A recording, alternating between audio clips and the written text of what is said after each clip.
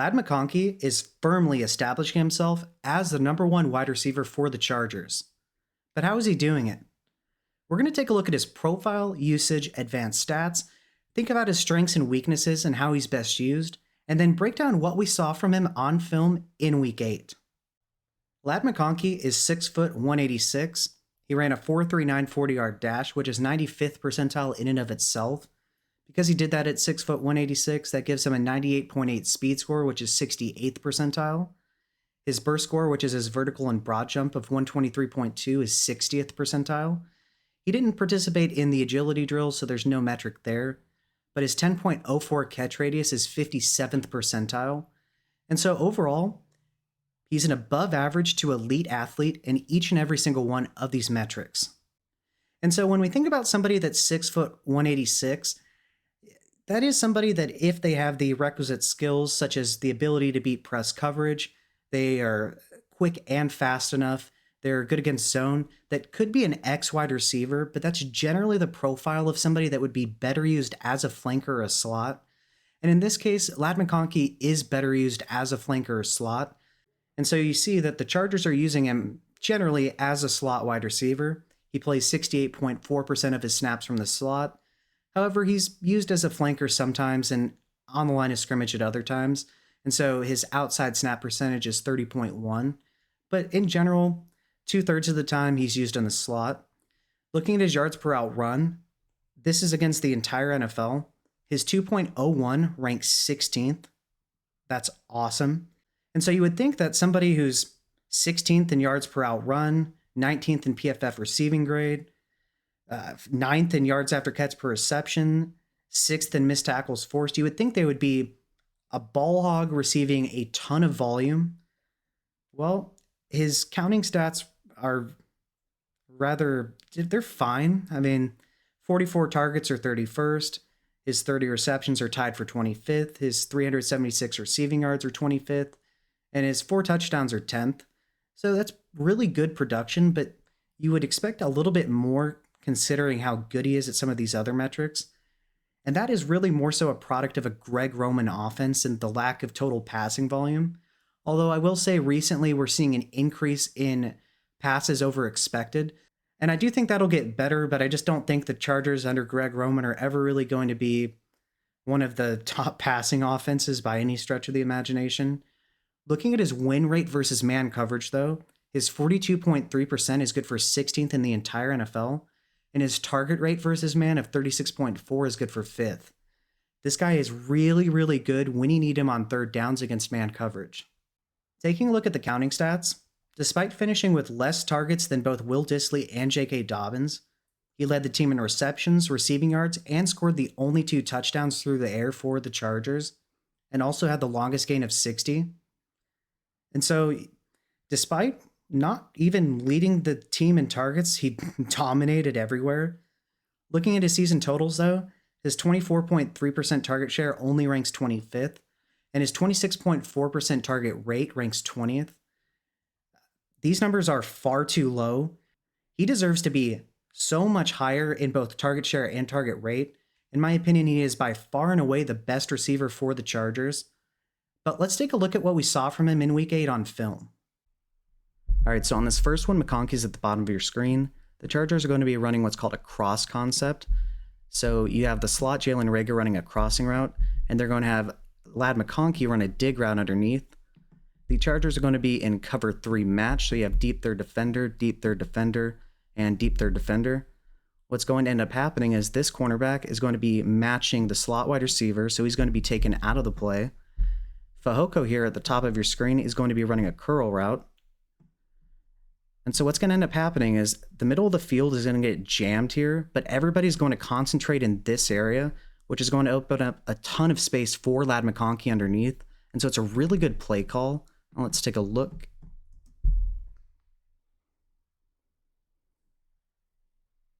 And he really tempos his route, and he stops immediately once he's in open space. He has a really good feel for the soft spot and zone coverage. That's one of his biggest strengths, in my opinion. And it's part of what makes him, despite being a rookie, one of the better route runners, because not only does he have sharp cuts, not only does he have the agility to run complex routes. He's intelligent and seasoned enough to know how the pace of the route needs to be successful. And so let's take a look in real time.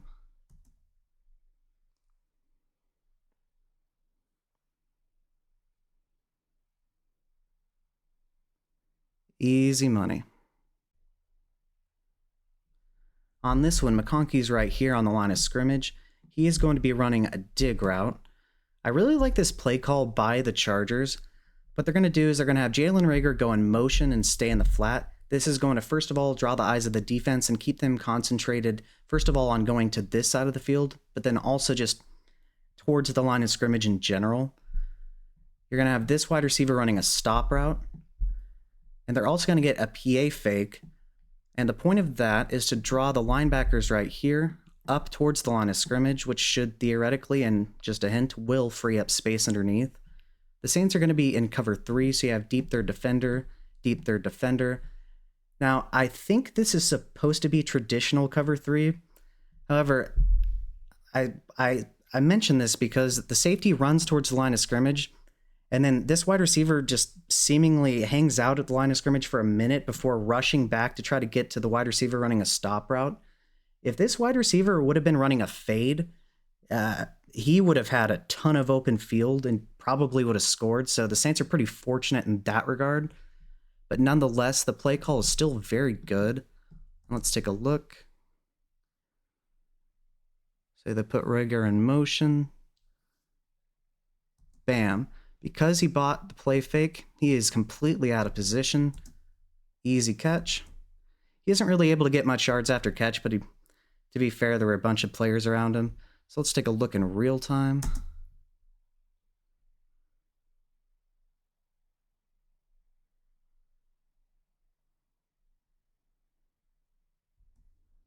Wide open space.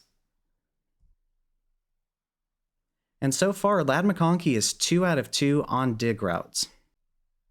All right, so on this one, McConkey's lined up in the slot. They're going to put him in motion and have him line up outside. The Chargers are going to be running what's called a smash concept. And so they're going to have Josh Palmer run a drag. They're going to have Semi Fehoko run a corner. And they're going to have McConkey run a curl underneath. And so what it's going to do is take the underneath coverage towards the drag route, take the over-the-top coverage towards the corner, which will theoretically, and in this play, will open up space, at least for a brief second, for a pass to McConkey. The Saints are going to be in cover 3, so you have deep third defender, deep third defender, deep third defender. Now, they're lined up in an odd front right here to confuse the offensive line. The outside defender here is going to drop into a hook curl zone, and so it's going to be his responsibility. However, he's going to be about a second too late, and in the NFL, 1 second is everything. I really like, I'll show you right here. Once he goes in motion, you'll notice that he slow plays his release to allow the corner route to take the coverage over the top, as well as the drag route to take the underneath coverage. And then he stops on a dime, and the hook curl defender is just half a second too late, but in the NFL, that's just too late. And so when we look at it in real time,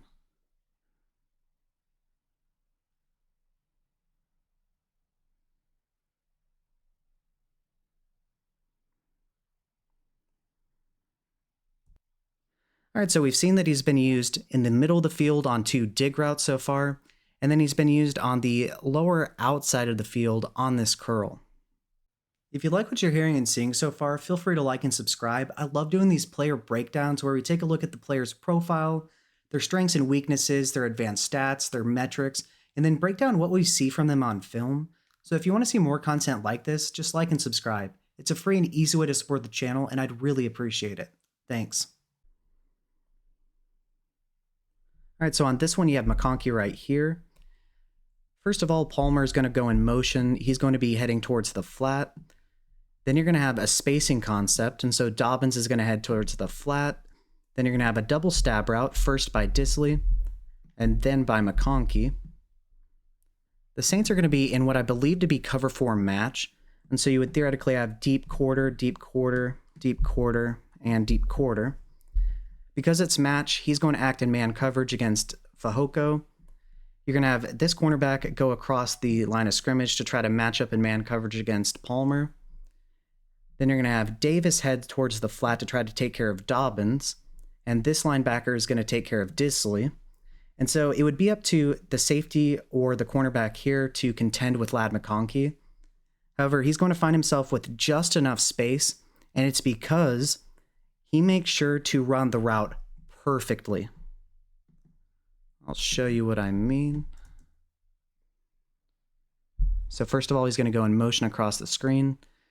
All right, so what he's going to do, McConkey right here, is he's going to wait for Davis to head towards the flat. Then he's going to run directly behind him. Soft spot in the zone. Secure it, get down. He doesn't get jacked up. He hangs onto the ball. And he was a mere 2 feet from scoring a touchdown. And so far we've seen that he's been successful on dig routes, curl routes, and now we've seen a stab route. And so it's nice to see that he's successful on at least a good variety of routes. So let's take a look from the top.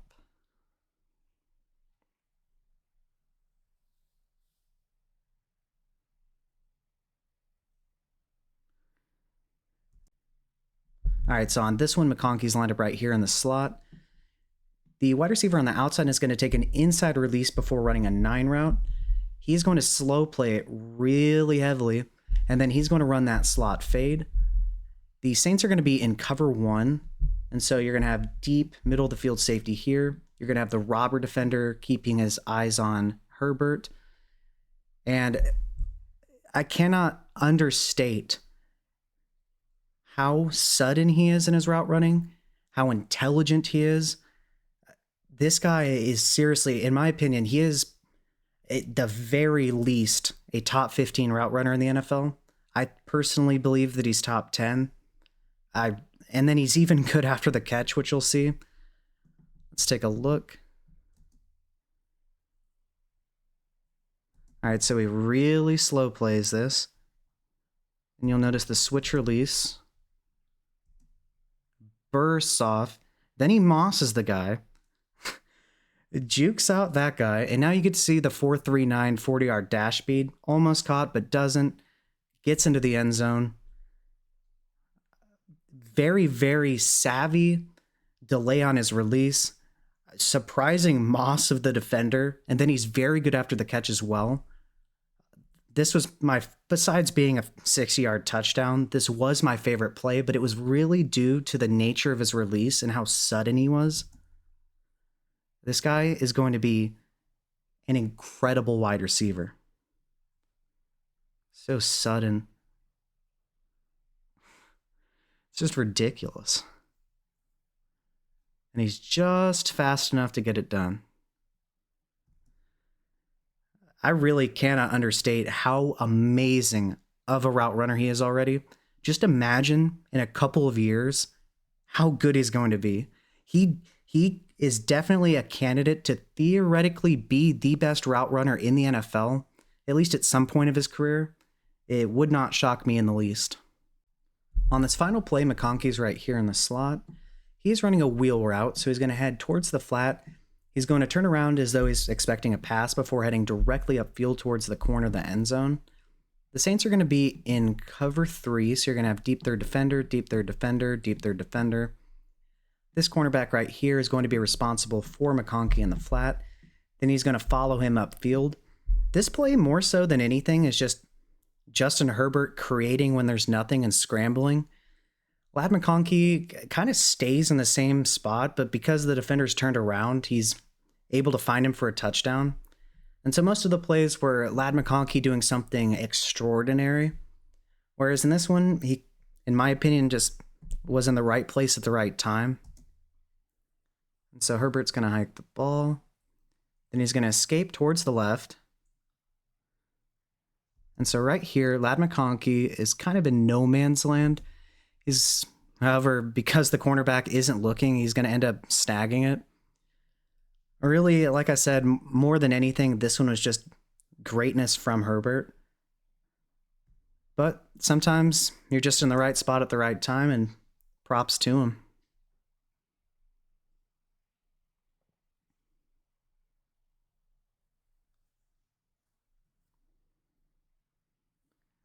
I did see the slight push off, though. Very crafty. You'll notice right here, he does a slight little shove, then hangs on to it. And so there you have it. That's his second touchdown on the day, and this was his true breakout game. All right, so to conclude, when we take a look at his profile, his size of 6 foot 186 is somebody that theoretically, depending on their ability to beat press, their ability to beat zone coverage, and if they're quick and fast enough, could be used as an X wide receiver, but is generally the profile of somebody that would be better used as a flanker or a slot. And so we see that through his usage, he's much more so than being an outside wide receiver, being used in the slot almost 70% of the time. We also saw on film that he was put in motion. He played on the outside in the slot, on the line of scrimmage, off the line of scrimmage. We saw that he was used on dig routes, stab routes, slot fades, curls. So a wide variety of routes all over the field. He is nasty with his route running. He's intelligent. He knows where to find the soft spots in the zone coverage. He mossed that one player on his way to a touchdown. He broke an ankle. He's really good after the catch. And so I think this is just the beginning. He's winning all over the field. He's connected to Justin Herbert. In my opinion, the only thing limiting him is the passing volume. As long as he's connected to Greg Roman and Jim Harbaugh to a degree as well, I think that is going to hamper his total production.